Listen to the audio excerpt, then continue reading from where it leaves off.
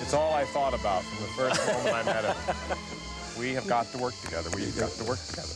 They're always trying to one-up each other, always. That's my part? That's your part. Oh, I've been playing Didn't it you know completely differently. You've been playing the God. Soigné Englishman, haven't you? We have to reshoot some scenes. We'll reshoot the early stuff, it's all right.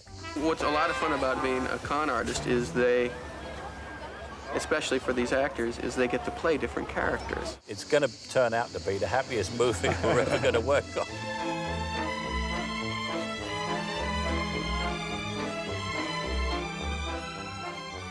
It's about two eccentric con men who run into each other on the Riviera, who operate with completely different styles, and they engage in a wager, or they engage in a gager.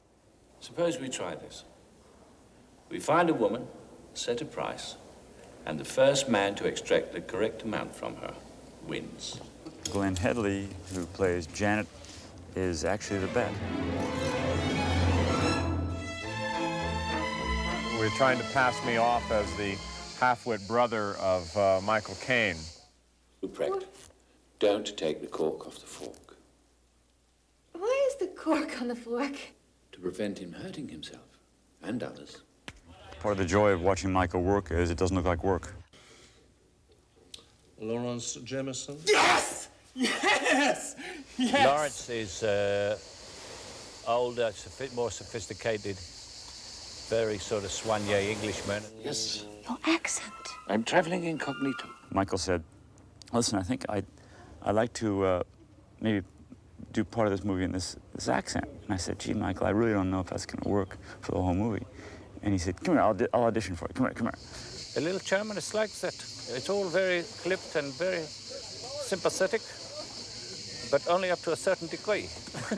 I'm beginning to believe this man can really perform miracles. She's a sophisticated, young, naive American woman who's come to Europe on her own and is there to lend a helping hand when need be, even on vacation, as she does with Steve.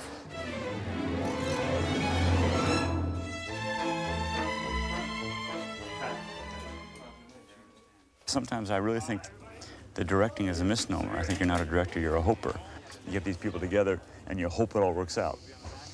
A director, it seems to me like you say, director, okay, he's directing. You stand over here and you stand over there and you say these lines.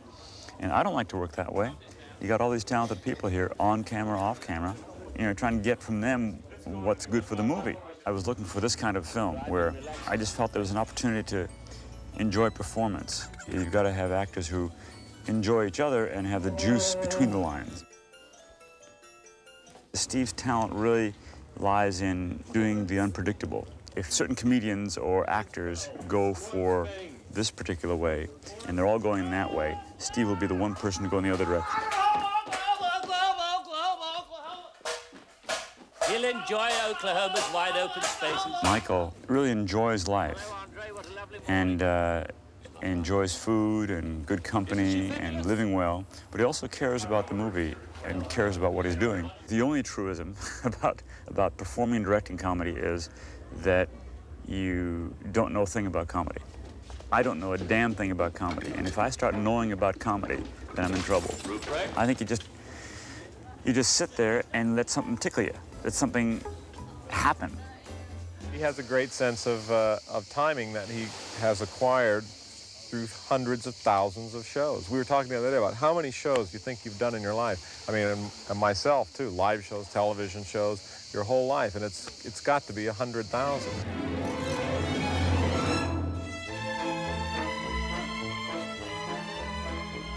My job is not only to make it look beautiful, but to make it look right for the scene. It has a lot to do with rhythm and timing. What I'm always trying to do is give the director as much time for the scene, for the actors as possible. Marit Allen did the costumes, and I love Marit. I think she does great work. Sometimes the costumes help me tremendously script-wise. Like buying Steve Martin's swimsuit. The lady is busy telling me how wonderfully avant-garde it is and how what she doesn't realize is that I'm looking for something that's going to make everyone howl with laughter. Here we go!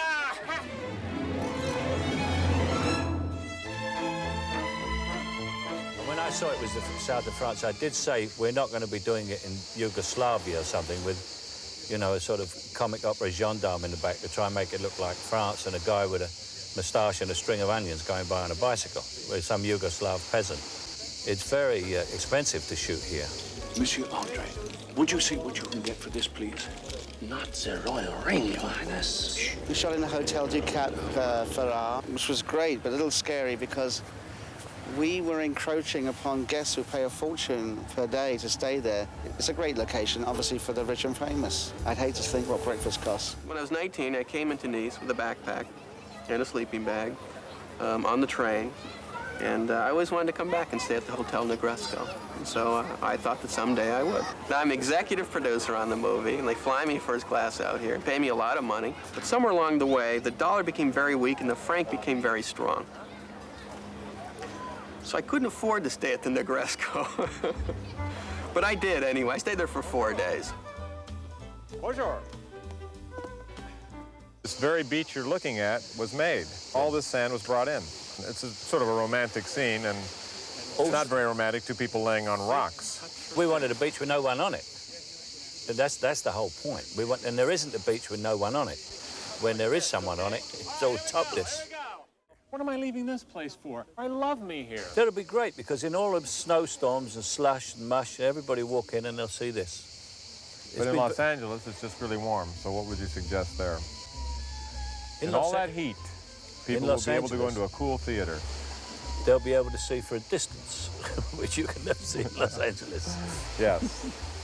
You can see the distance here.